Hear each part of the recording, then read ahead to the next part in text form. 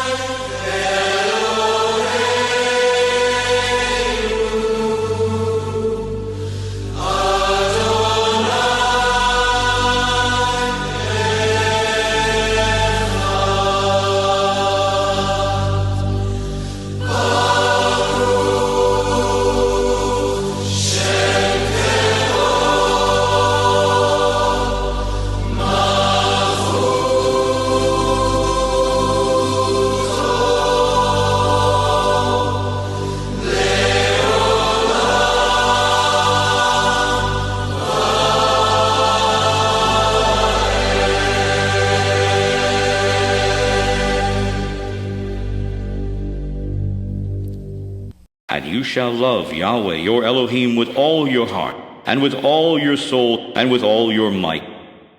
And these words which I command you this day shall be in your heart, and you shall teach them diligently to your children, and shall talk of them when you sit in your house, and when you walk by the way, and when you lie down, and when you rise up.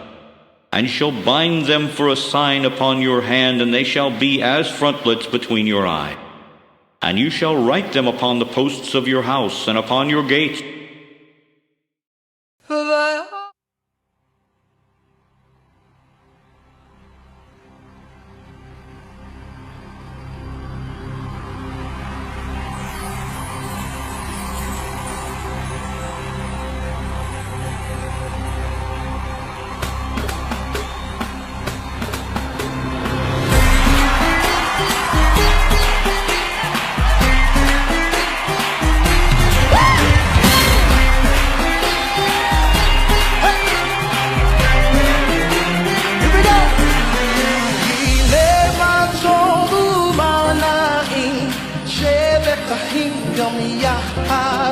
Hinei Mah Tov u'manaim, shevet achim gam yachad. Hinei Mah Tov, Hinei Mah Tov, la la la la la la la la la la. Hinei Mah Tov, Hinei Mah Tov, la la la la la la la la la la. It's like the dew of heaven descending On the mountains of Zion, for there the Lord commands His blessing. forever. Hinei Mah Tov,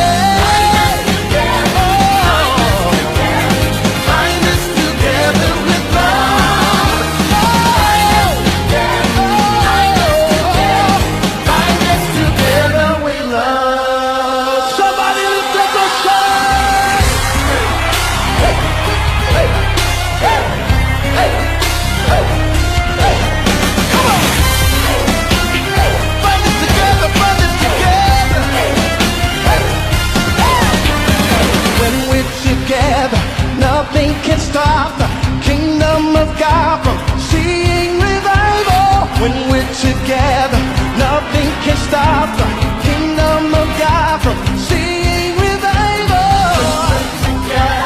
Nothing can stop the kingdom of God from seeing revival.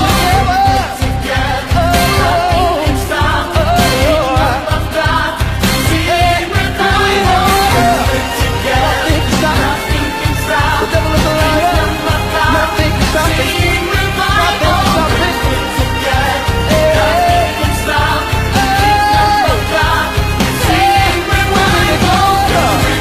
Together, nothing can stop the kingdom of God seeing revival. Together, nothing can stop the kingdom of God seeing revival. Bind us together, bind us together, bind us together. Lord, we pray, bind us together.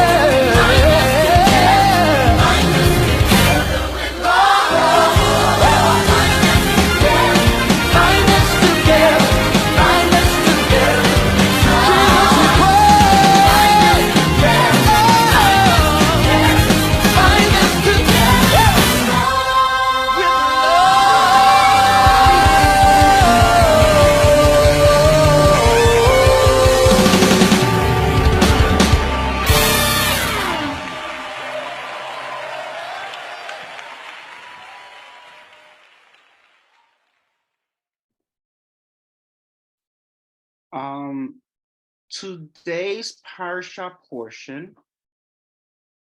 Today's parasha portion is on VaYera, and it's based on VaYera. Today's Torah Talk is based on VaYera. It's found in Torah, the book of Genesis, chapter 18, verses 1 through 20, chapter 22 to 24. The Haftorah portion is 2 Kings, chapter 4, 1 through 7, and the Brit Hadashah in the book of Luke, chapter 1, verse 26 through 38, and 24, verses 36 to 53. Today, I decided to go a little bit more intense. I actually want to go over portions of today's parasha portion, and it's because it's a common question that I get asked. I have a friend who has a very genuine interest. And so the title is Men or Angels? Okay, Men or Angels? And I'm going to read Genesis chapter 18, verses 1 and 2, and it says, VaYera elav Adonai be'alonei Mamre, vehu yoshev patach ha'ohel kechom hayom. Now Yahweh appeared to him in the plains of Mamre, and he was sitting at the entrance of the tent when the day was hot. ויישא עיניו וירא, והנה 3 אנשים ניצבים עליו, ויקל לקראתם מפתח האוהל, וישתחו ארצה. And he lifted his eyes and saw, and behold, 3 men were standing beside him, and he saw, and he ran toward them from the entrance of the tent, and he prostrated himself to the ground. This is Abraham. Take notice what it says. And he lifted his eyes and saw, and behold, 3 men. Right? 3 men. Now, in Genesis chapter 19, verse 1, it says, ויבוא המלאכים סדומה בערב, ולוט יושב בשער סדום, וירא לוט, ויקם לקראתם, וישתחו אפיים ארצה. What does that mean? It means, and the 2 angels, messengers, came to Sodom in the evening, and Lot was sitting in the gate of Sodom, and Lot saw and arose toward them, and he prostrated himself on his face to the ground. All right. Take notice what chapter 19, verse 1 says. What did Lot see? Lot saw 2 angels. What did Abraham see? He saw 3 men. So we have a problem. Which is it? Is it true that Abraham saw 3 men, Or is it true that Lot he saw two angels? Okay, sense of confusion. And we're going to clarify this in a little bit. What we do know is that one came to give a message to Sarah that she would give birth to a male child. One came to heal Abraham and later save Lot along with his family. And one came to destroy Sodom. It's the following information that becomes a concern to us as members of the body of Messiah. So I even had to look into what Rashi had to say about this. This one particular individual who's really interested in this topic, he asked, Hillel, can you please do me the favor and look into it for me? And I'm like, yeah, sure, why not? Rashi comments with the following, but elsewhere in chapter 18, verse 2, scripture calls them men. Look at what Rashi says. When the Shekhinah was with them, it calls them men. Another explanation, in connection with Abraham, whose power was great, and the angels were as frequently with him as men, it calls them men. But in connection with Lot, it calls them angels. Okay, so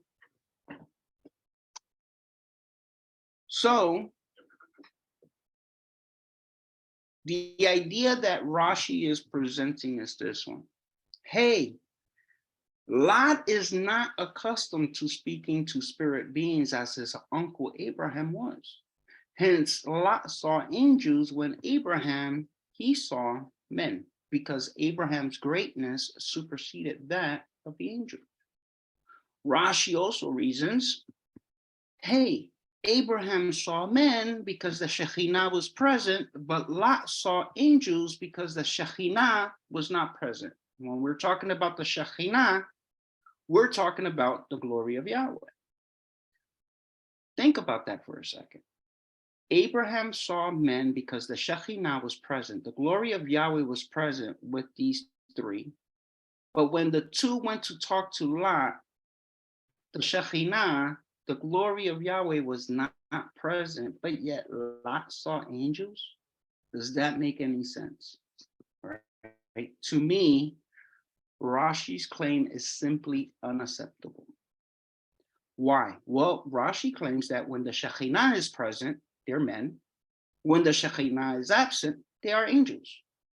Rashi reasons that the identity of the celestial being is dependent upon solely on the Shekhinah being present. Me, I say no. The absence of the Shekhinah does not determine whether or not a being is a celestial being. The Shekhinah falls upon whomever Yahweh deems. There's another reason why I say no. Yeshua, being the Son of Man, when he appears in the cloud of heaven, he will appear with the Shekhinah. And he is neither referred to as an angel nor a celestial being. In Mark chapter 13, verse 26, it says, then everyone will see the Son of Man coming on the clouds of heaven with great power and glory. Shekhinah, right? Instead of taking upon himself the identity of Ben Enosh, because that's the identity that they're being referred to in Genesis chapter 18, Yeshua is not saying, I am Ben Enosh. What is he saying? You will see Ben Adam, the son of Adam, okay? So Yeshua was very clear to identify himself as Ben Adam. Also, while Yeshua walked on the face of the earth without the Shekhinah, he too was called the Son of Man and not an angel. In other words, members of the body of Messiah reason that the presence or the absence of the Shekhinah upon any given individual does not determine whether or not the individual is identified as either an Enosh or a Malachim, a messenger or an angel. How do I know?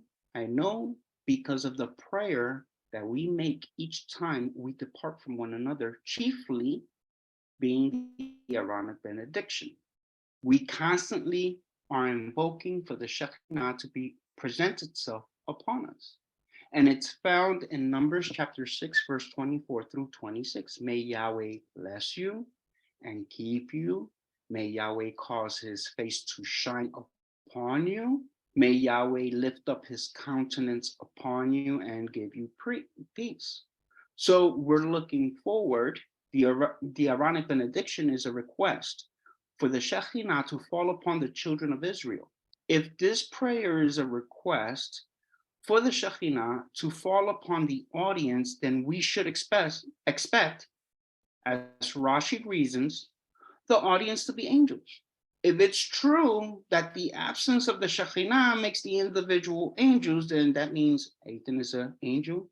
That means Conchita is an angel, but we're not angels. Unfortunately, that's not a true statement. The Bible informs us that the audience consists of mankind who dwell on the face of the earth, specifically a mixed multitude that came forth from Egypt. To whom is the request for the Shekhinah to fall upon? Is the request for the Shekhinah to fall upon angels, or is the request for the Shekhinah to fall upon men?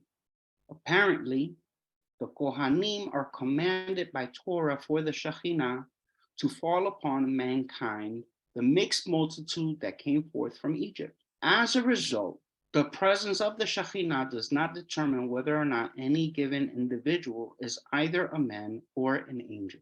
Why? Because when the Shekhinah departed from Cain's face, Cain did not become an angel. When the Shekhinah departed from both Adam and Eve, they too did not become angels. Rather, they remained being Adam, mankind. The only difference was that they had a burden to carry, and it was sin. Take notice what the scripture says in Genesis chapter 4, verse 4 through 5. Abel also brought a gift in the best of the firstborn lambs of the flock. Yahweh accepted Abel and his gift, but he did not accept Cain and his gift. This made Cain very angry, and he looked, who was this? Cain. Cain looked dejected. ואל קין ואל מנחתו לא שעה וייחר לקין מאוד ויפלו פניו. In Hebrew, ויפלו פניו, and his face fell down. Did Cain's face fall off like a mask? No, it didn't. His glory fell off. His appearance was dejected, just like you could see in somebody's face whether or not they're good or evil. You could tell by their eyes. So too, the same thing happened with Cain. The same thing happened with Adam and Eve. So we have a very serious dilemma here. If it's true that when the Shekhinah is removed, the individual is identified as an angel, as Rashi comments, then why didn't Cain become an angel the instant his countenance fell prior to him committing fratricide? I know some of you are going to be complaining, saying, hello, what does Cain have anything to do with any of this? I thought we were talking about Genesis chapter 18, verse 1 and 2, and Genesis chapter 19, verse 1. Abraham prostrated himself, face to the ground. Lot prostrated, face to the ground. And, well, guess what? Moshe Rabbeinu, who penned Torah, called these visitors Anashim. And I want to show you. I don't want you to think that I'm making this stuff up, because sometimes you just got to see for yourself.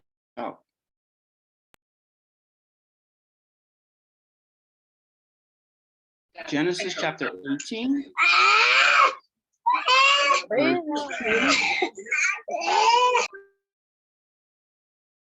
Genesis chapter 18, verse 2, it says, Ve'isa enav VaYera veHineh shlosha Anashim. You see it? Shlosha Anashim, 3 men, Anashim. So what is an Anashim? Here, right, it says men. English, from the language Hebrew, Anashim. And so when you look at the commentary, right, if you look at the commentary of Anashim, it says specifically, so I'm going to click on it so that you can see I'm not making this stuff up. Men, male, husband, human being, person, servant, mankind, champion, great man, whosoever. And it says specifically a man as an individual or a male person, often used as an adjunct to a more definite term. People, person, steward, whatsoever. Okay. So when we talk about a malachim, I want to bring that up to your attention here. All right. I should have kept it sharing. So I'm going to go continue on sharing. So we're going to go back to Genesis chapter 19.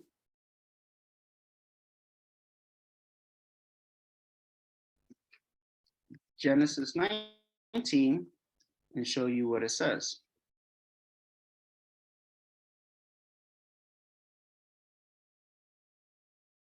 And there came two angels to Sodom.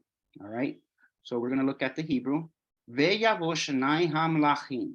So what is a hamlachim? Right? Malachim in Hebrew is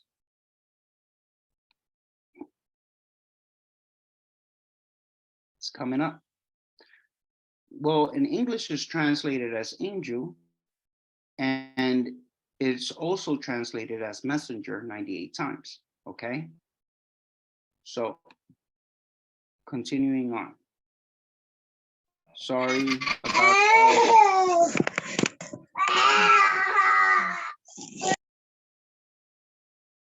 going back. We have a real serious dilemma here. If it is true that when the Shekhinah is removed, the individual is identified as an angel, as Rashi says, then why didn't Cain become an angel the instant his countenance fell prior to him committing fratricide? And I know some of you are going to complain and say, Hillel, what does Cain have anything to do with this? Moshe Rabbeinu, who penned Torah, called these visitors Anashim, all right? And it says that according to Torah, the Anashim who appeared to both Abraham and Lot are descendants of Seth. And Seth was Cain's younger brother, so it has everything to do with the topic, all right?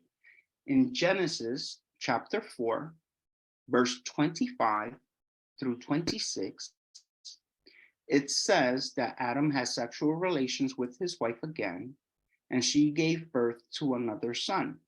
She named him Seth, for she said, Yahweh has granted me another son in place of Abel, whom Cain killed. When Seth grew up, he had a son and named him Enosh. At that time, people first began to worship Yahweh by name.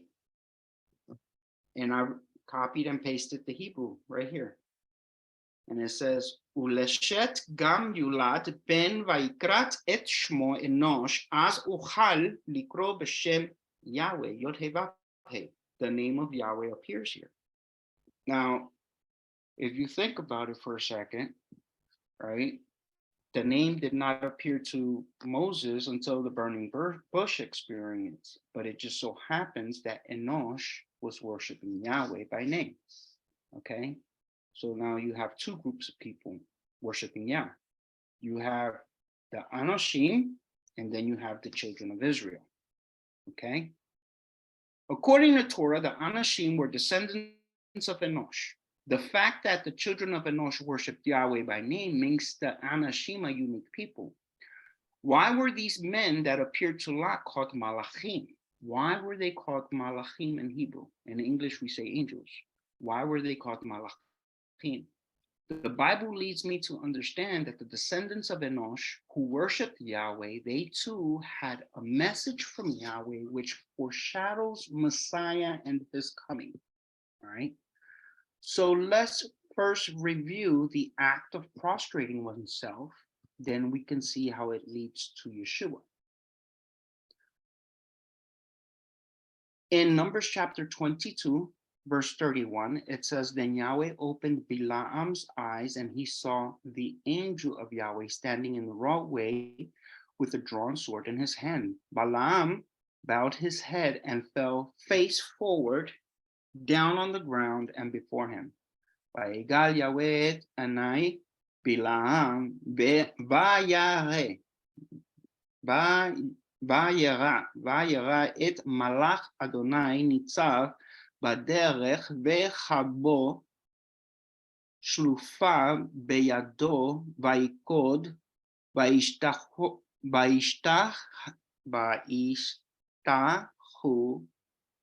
לאפיו. Genesis chapter 18, verse 1 through 2, it says, Yahweh appeared again to Abraham near the oak grove belonging to Mamre. One day, Abraham was sitting at the entrance to his tent during the hottest part of the day. He looked up and he noticed 3 men standing by. When he saw them, he ran to meet them and welcomed them, bowing low to the ground. So, was Abraham bowing down to these 3 men? That's the question. That evening, the 2 angels came to the entrance of the city of Sodom. Lot was sitting there, and when he saw them, he stood up to meet them. Then he welcomed them and bowed with his face to the ground. That's the next question. Did Lot bow down in front of the angels to worship them? Did Abraham bow low to the ground to men or celestial beings? According to the scriptures, Abraham bowed low to men. How do we know? The Bible informs further that he repeated this act at a later time when he went to purchase the cave of Machpelah from the Ephron son of Zohar to bury his belated loved ones, especially Sarai. He referenced Genesis chapter 23. So to whom did Abraham bow low to? Verse 7 says to the Hittites, Genesis 23 verse 7. Genesis 23 verse 12 says to the citizens of the land.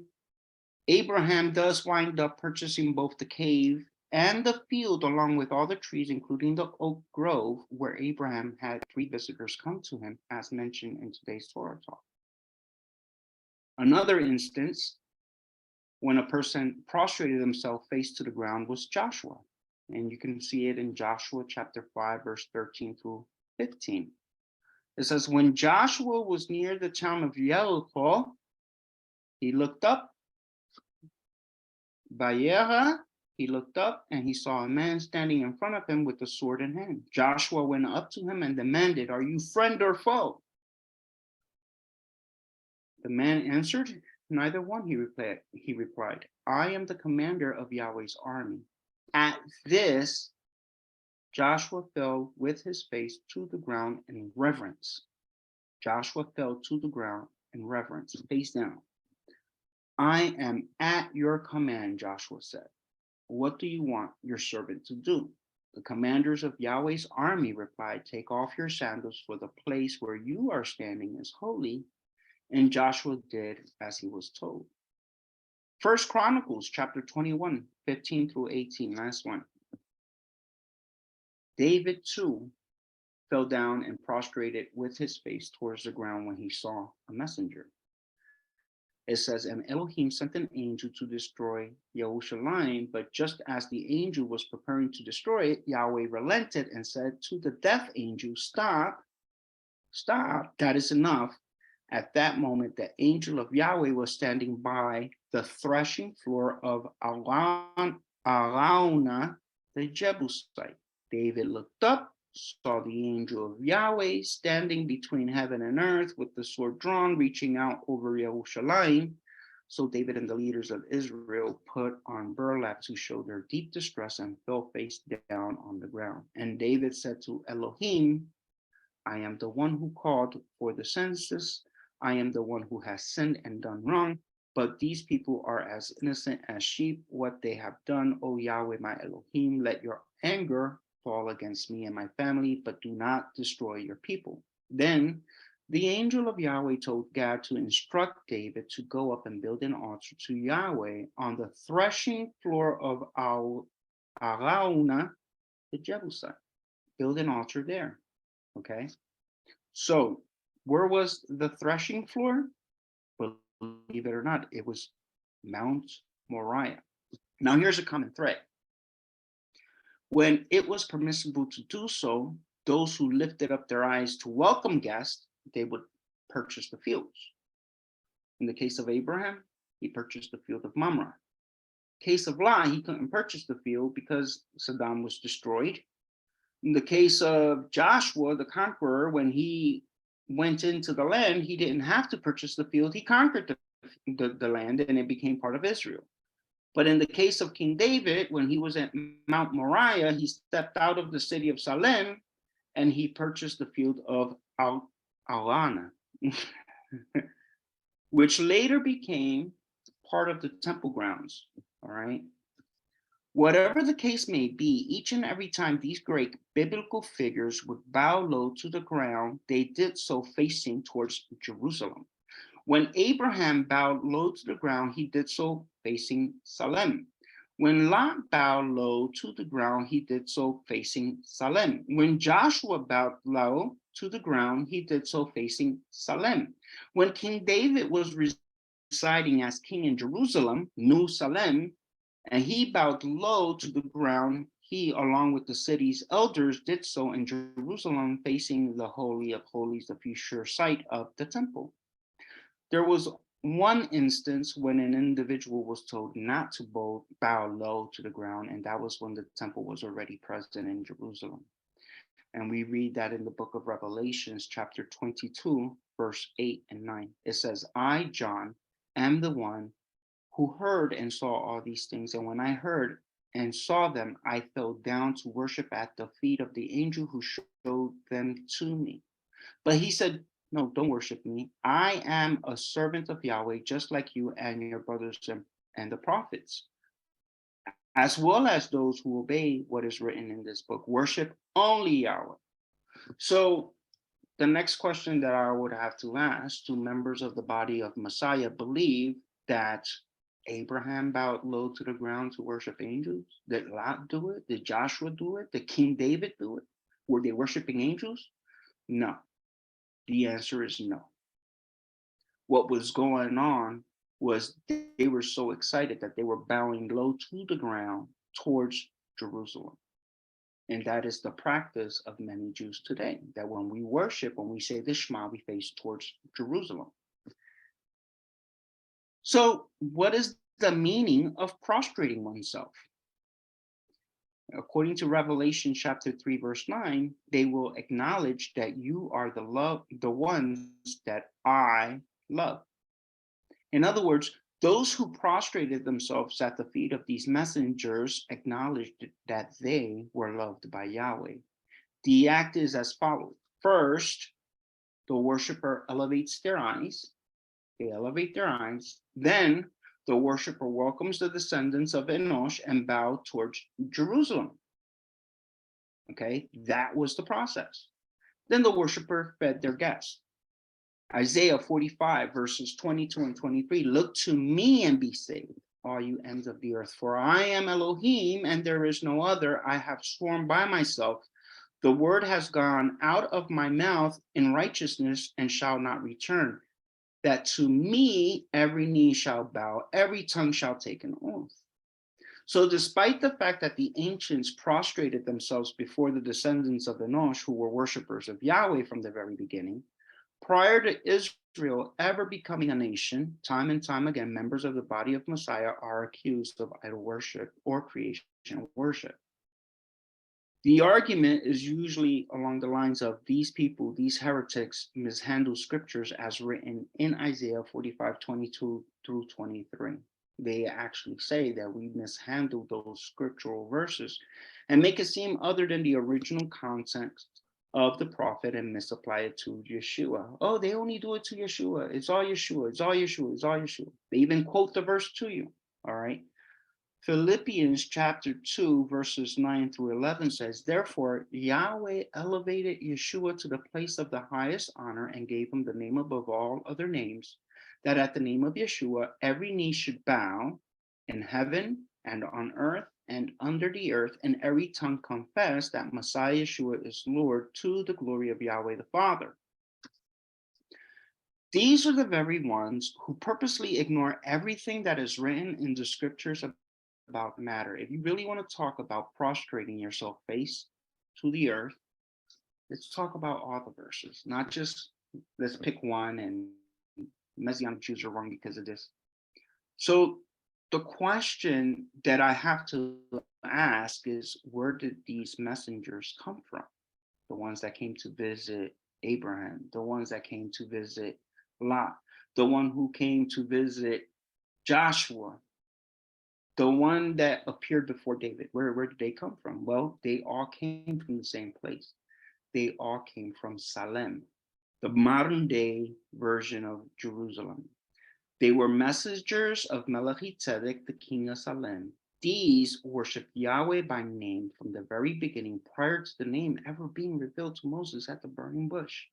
The events that transpired all points to Yeshua, from the announcement that a child would be born, salvation from the coming destruction of the city in which they resided in, the separation between the wheat and the chaff to worship at the Temple Mount, as well as prostrating oneself and professing Yeshua's lordship as an acknowledgement that Yeshua is loved by Yahweh. When you take into great consideration everything that transpired, you come to understand why Yeshua instructed his disciples in Acts chapter 1, verse 8, you will be my witnesses, telling people about me everywhere, in Jerusalem, throughout Judea and Samaria, and to the ends of the earth. Yeshua wanted his disciples to take the very same journey that the Anashim did. Why? So that his disciples would become malachim, messengers of Yahweh. Many will talk about what Abraham saw and what Lot saw. Me, I want to end with Hebrews chapter 11, verses 8 through 16.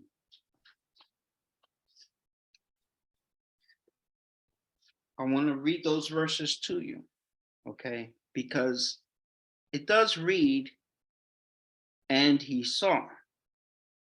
But the question that I have to ask, what exactly did he see? What did Abraham see? What did Lot see? What did King David see? What did Joshua see? And the verse says, it was by faith that Abraham obeyed when Yahweh called him to leave home and go to another land that Yahweh would give him as his inheritance. He went without knowing where he was going, and even when he reached the land Yahweh promised him, he lived there by faith, for he was like a foreigner living in tents. And so did Isaac and Jacob, who inherited the same promise. Abraham was confidently looking forward to a city with eternal foundations, a city designed and built by Yahweh. It was by faith that even Sarah was able to have a child, though she was barren and was too old. She believed that Yahweh would keep his promise, and so a whole nation came from this one man who was as good as dead. A nation with so many people, like the stars in the sky and the sand on the seashore, there is no way to count them. All these people died still believing what Yahweh had promised them. They did not receive what was promised, but they saw it all. Take notice what it says here. They saw it all from a distance and welcomed it. They agreed that they were foreigners and nomad here on earth. Obviously, people who say such things are looking forward to a country they can call their own. If they had longed for the country they came from, they could have gone back, but they were looking for a better place, a heavenly homeland. That is why Yahweh is not ashamed to be called their Elohim, for he has prepared a city for them. Now, I know that it's pretty tough to try to understand what it is that the thought that I'm sharing with you. So what I've decided to do was pictures. Pictures say 1,000 words. So if you go closer, right? This is Salem right here, modern day Jerusalem. This is Mamre. Mamre is where Abraham was at, okay? And the messengers came from Salem all the way down here to Mamre. And when Abraham saw them, he ran to them and he bowed low to the ground, facing where? Jerusalem, all right, right here. So they sat for a while, ate for a while, and then they traveled to Sodom, right? Down here. We don't know if it's here or not. They're still looking for archaeological evidence. But what happened here? Here's the tree, the oak grove, spoken of in the Bible. It's still alive, believe it or not. And Abraham bought all this to include the trees. All these trees, they still belong to Abraham. So when he resurrects, they belong to him.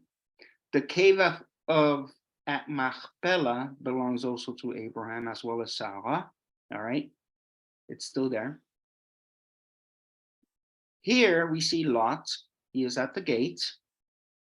Here comes the two messengers. All right. Where was Lot bowing towards? You see, Salem. Salem.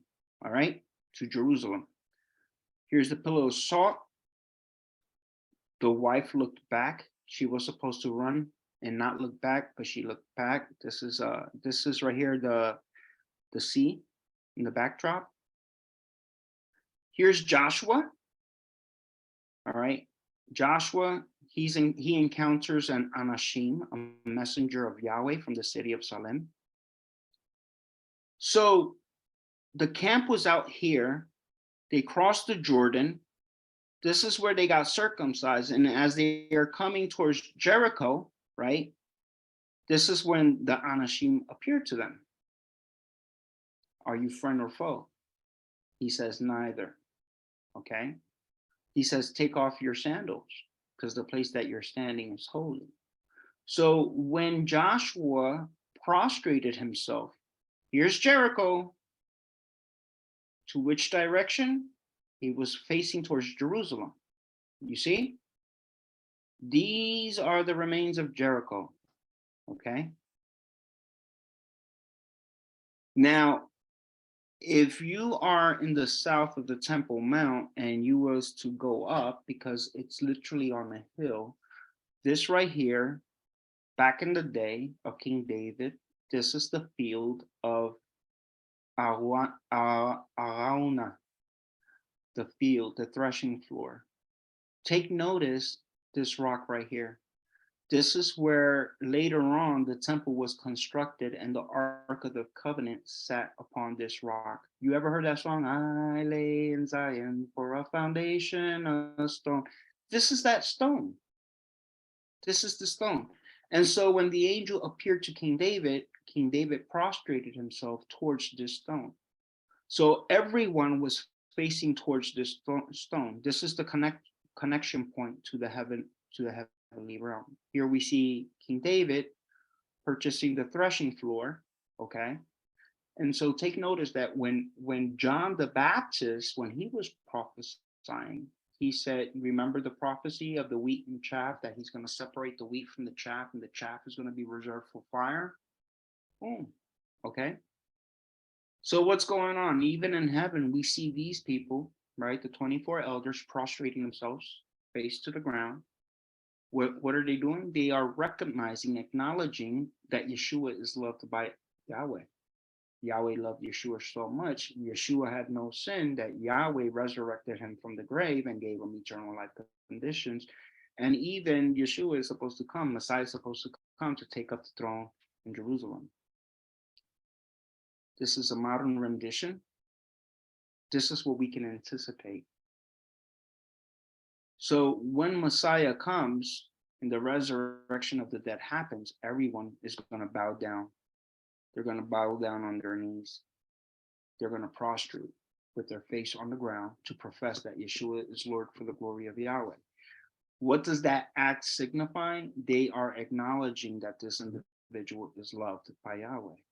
And then here's the representation of the New Jerusalem descending from heaven on the Mount of Olives. This is the city that Abraham, Lot, Joshua, King David was looking for, a city whose foundation is by Yahweh. Let's now bow our heads and give